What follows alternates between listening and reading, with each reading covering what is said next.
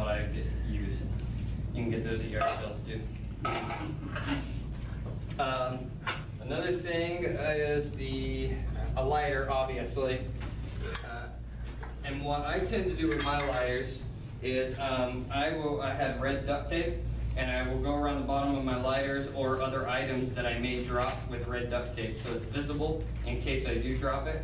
And I tend to carry 3 or 4 of these. I'll put one, like this one was just in my pot. I tend to have one that's usually in my cooking kit. I'll have one usually in a fire kit that I carry on a belt pouch, and I tend to have another one in the top compartment of my backpack, just so I have multiples. Usually, I don't ever even use them. I like challenging myself on the other methods, but if I had to, I want to have it, and I want to be able to find it. So I wrap it in the red duct tape, so if I drop it, it's visible and it contrasts the ground. And if I have to use that to help me with a sustainable fire, I can pull that off as well. I do have one lighter that I actually, I took a rope, a bank line like this, and I wrapped around the lighter, and then I went over top of it with the duct tape. So if I had it in my pocket, I had a decent piece of rope with me, and I had a duct tape as well.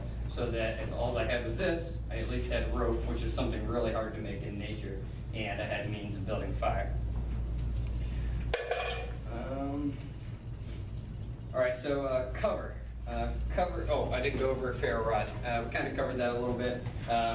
And also, there's different kinds of ferro rods. The metals that they make up in this to throw the spark. Some of the rods are going to be harder and some are softer. So some will throw very little sparks that have when I throw the spark and it hits on the ground, sometimes it will sit there and sizzle a little bit. Some of the other ones that are a little harder metals, when you throw it, it just sparks like a lighter, and it doesn't have any sparks that kind of sizzle. So depending on which rod you buy and which one you want is how it's going to function. A softer rod is going to throw the sparks that are going to kind of sizzle on your tinder. They're going to cost a little more, and you typically go through them a little faster because it's a softer metal. But you have a higher chance of igniting that fire. And that's what firesteels.com, that's kind of how their steels are made. The ones that tend to be from China are a little harder, and they're cheaper, and it tends to throw just a shower of sparks. So that's something to keep in mind. Do they have anything in packaging that actually tells you that it's soft? Not typically. No. Yeah, just trying it out. Typically, the lower end, less expensive ones are going to be the harder ones because they're going to have less magnesium in them. So, like this one here that they just kind of threw in with that hatchet that I bought, this one's hard and it just throws sparks like a lighter. But this one, even though I got it from China, it was like $8. It does have a little bit of the spark. Do you have a question, bud? No. All right. The firesteel.com, they're the most expensive one, but they tend to be the higher end on the fire steels. And then flint and steel method. So that's combustion. All right, cover is going to be anything that you use to help make your microclimate. That can be like the trash bag that we talked about, the emergency blanket. Over here in this, I didn't get to tell all of you, but I'm doing a giveaway right now on my YouTube channel. And this is the kit that I'm giving away. And you can get these, they take up no space, and you can put these inside your EDC, which means everyday carry, or your little bag that you put inside your vehicle or your bug out bag, and you can use these to make shelters as well. Very easy to do, and there's tons of videos on them. These don't have any grommets to really tie it out to anything or any tie outs.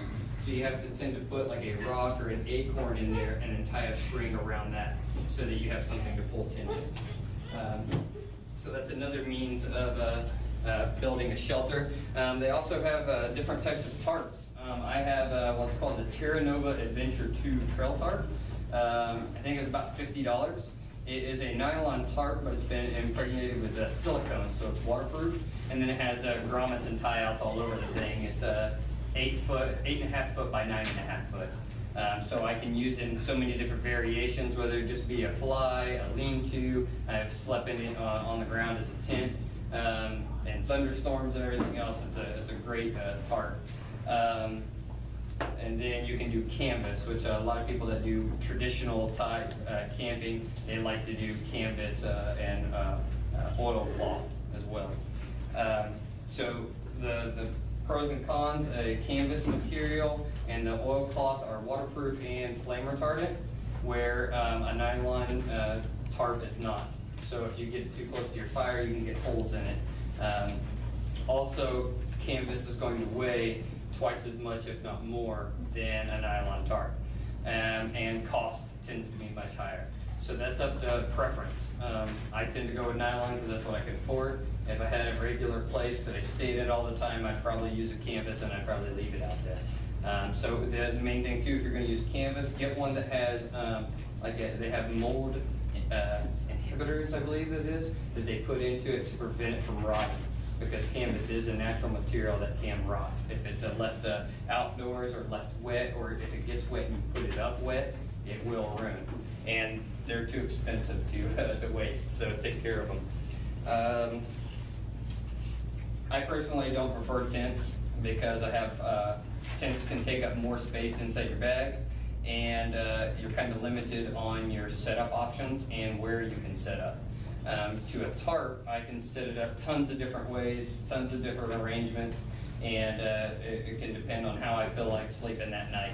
A lot of times I'll carry a hammock with me, and I can just put a tarp over top of me and a simple pitch. Don't even put it all the way down to the ground. Put a hammock between two trees, and I'll sleep great. But if I was in a confined tent, I have to find a flat ground. If you tend to have a bit of a slope, if you put your head at the wrong end, you're going to wake up with a migraine because your blood's going to flow to that end of your head. And also, if rain, how the rain travels onto the ground, and how good of a tent do you have if that bottom's actually waterproof. There's a lot of different variables. So I just prefer just a tarp. And that's up to the individual as well. All right, cordage is the next thing we're going to go over. A lot of people get really excited about paracord, 550 cord. We had spools of the stuff in the Army is crazy. If I knew I was going to have access to so much of it, I'd have kept more of it.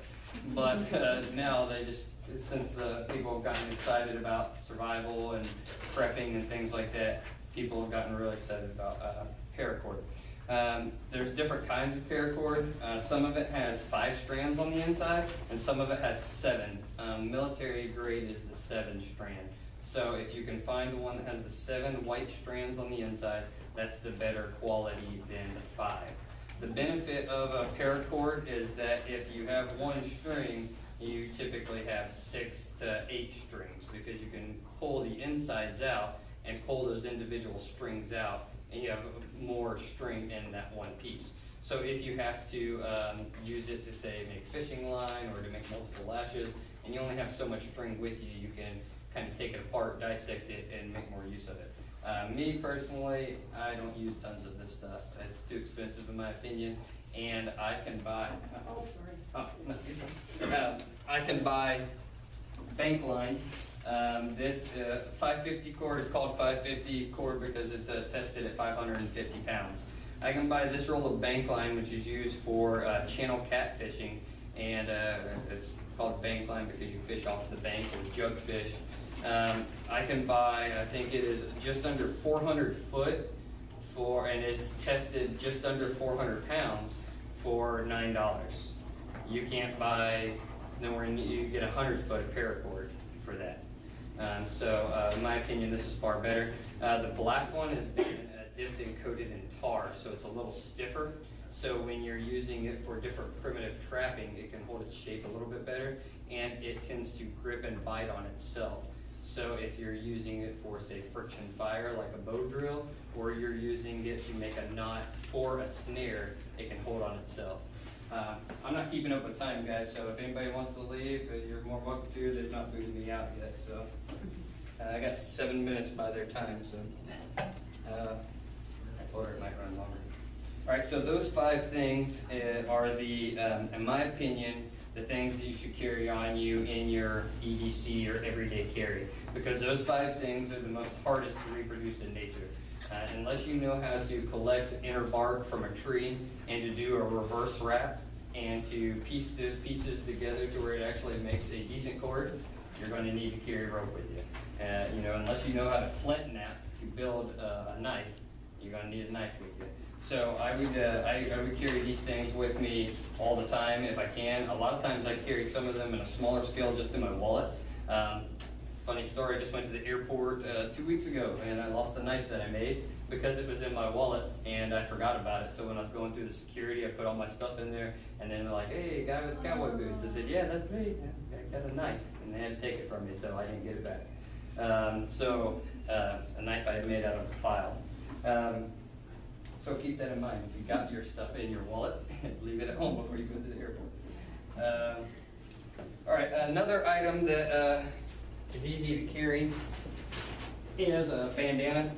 Typically say you carry at least 2 of them. Reason for that is that if you have to use them, say if you're collecting water that you're going to collect up a natural stream, you want to put your bandana over your container and then dip it into the water, make a little bit of a divot, so that way any of the sediments or anything floating in the water will be filtered out before you boil it, any of the larger stuff. Also, you can use this just to dip in the water, cool yourself off. If you don't carry toilet paper with you, you at least have an option for that you can rinse off. To make a char cloth as well for thinking about your next fire. So bandanas are also good. And if you can get them in bright orange, then it's another means of signaling. So you can put those up as 2 flags to kind of show the area that you're at that you need to be found in. A compass. Now a compass does 0 good if you don't know how to use it. So if you don't know how to use one, either learn how to use one or don't carry it because it's just a waste of space, in my opinion. Compasses are a great tool if you know how to use them. This one here that I am giving away, this one was, when bought new, is $50. It has the mirror, so you can actually use it to look at yourself if you need to see if you have any cuts, scrapes, whatever, first aid. It can also be used in signaling to an aircraft above you by reflecting that mirror to the pilot to try to get a scene. It also has an adjustable bezel. If you know how to shoot azimuths, I'm a veteran in here, so I'm sure you've used a compass before. Shooting azimuths and things of that nature to help get yourself around into the woods. Also has different measurements in centimeters, millimeters, and inches. Most maps that I'm familiar with, they tend to use the metric system. So it has this little notches already on that, and it is a clear bottom so that you can set it directly on top of your map and kind of pencil out and see what's on the other side. So that's an added benefit. It also has what they call in the Army, when I was in the Army, the doghouse, which is the 2 glowing specks in the center that you would line up the glowing speck on your north needle. And so it's called putting the dog in a doghouse. Also has a sight on the top that you would use to kind of line up where you're going. In this class, I can't go through all the things needed to learn how to properly use a compass, but compass is a great piece of kit. If you're going to look into using one and want some basic skills, I'd recommend doing what's called dead reckoning and learning how to shoot an azimuth and a reverse azimuth. And so that's basically, you just know which direction you need to go, you see an item that you're going to travel to, and then walk toward that item on that same degrees. Also, I'd recommend, if you're going to get a compass and use it, make yourself a set of paste beads and learn how to use them as well. This set I've made that I'm giving away with this kit as well. Very simple to make. I have a video on my channel on how to do it and how to use them. So feel free to check those out. But this one's set up for 1,000 meters here, and then I can move one of these beads. So overall, using just this, I can travel 5,000 meters and keep up with my travel distance. So something really easy to make and do yourself, which I like to do a lot of. It just makes it fun. Okay, the next thing that he says on his 10 C's of survivability is a compass, or I just did compass, kindling device. So kindling device is simply just a flashlight or something that makes light. You can carry handheld flashlights, but the downfall to them is that one of your hands is at least always occupied. So I tend to carry a headlamp. This one is the Princeton Tech Sync. It got the Backpacker Choice Award for 2015. It's not the absolute brightest flashlight that is out on the market, but it has multiple settings that are beam, and it also spans out, and it also has a red light as well. The only thing that I wish this flashlight had that it doesn't is a strobe setting. Because the benefit of that, if somebody's trying to find you and they are making that last round, it tends to get much darker in the woods at night than it does outside, so there may be people looking for you. If you can put on a strobe, it's one more thing to add contrast to get yourself seen. And then also the deterrent of strobing something as an animal or whatever's eyes, just is one more thing that's going to mess with your vision. I prefer headlamp over handheld flashlights. They kind of all have their place and their uses, but headlamp's what I tend to carry the most. Also carrying candles as well. In that kit, I have one tiki candle. Tiki candles actually, they did a study on it, produces the same amount of BTUs, which is the way that they measure heat. And so the one tiki candle produces the same amount of heat as one individual. So if you're built yourself some sort of shelter that you've been able to block off heat or the wind or the cold, you can light a tiki candle in there, and it's at least one more means of staying warm as if another person was in there with you. There is Morris Kahansky is a well-known survival expert in the boreal forest in Canada. And he came up with what's called a super shelter, and he basically makes it out of just a clear plastic that's 6 mil, and just basically makes a little dome shelter out of plastic. But he puts one of those tiki torch candles in there, and I've seen where some people have done it, and that's the only flame inside that thing with one other person, and it'd be in the negatives outside, and it'd be 60 degrees inside of a shelter. And so you have to set it up early in the morning. It works like a greenhouse effect that traps the waves from the sunlight, gets warm inside that shelter, and then with that tiki torch lit at night, it sustains that temperature throughout the night. So he had said that he's even slept in it in sub-zero temperatures with no sleeping bag in that shelter. So some science gone into that. Next thing that's on the list from Dave Canterbury is the canvas needle. So a canvas needle is pretty much like a sewing needle, but much larger. You can really use this to repair your equipment. If you've got a bag that is torn and you need to sew, you can do that with regular needles as well, but a lot of the straps on backpacks tend to be heavier duty, so a small thin needle doesn't do as well going through that. As well as I'm not a seamstress or whatever by no means, so when I tend to use that small needle by myself, it tends to go up in my thumb for some reason. I don't know what's up with that. But so I use this big needle, I can actually use it a little better. As well as my moccasins, you may or may not have seen that I'm wearing.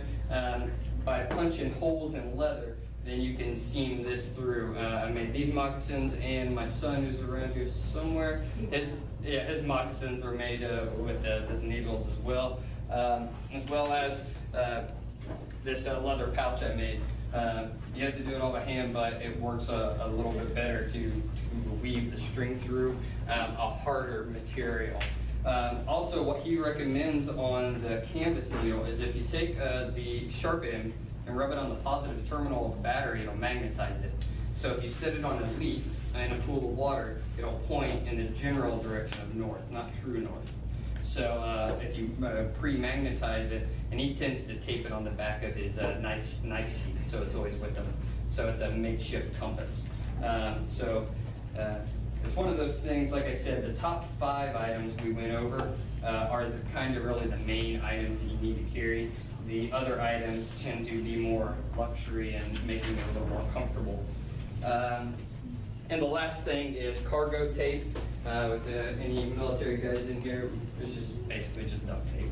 You can use it for first aid. You can use it, like I told you, making the X's to make yourself signaling. You can use it to build a fire. You can make containers out of it to carry water or anything else that you need to. out of duct tape. So it's just a really resourceful tool that you can carry in your kit. Let's see. Containers. I think I talked about containers, but I didn't really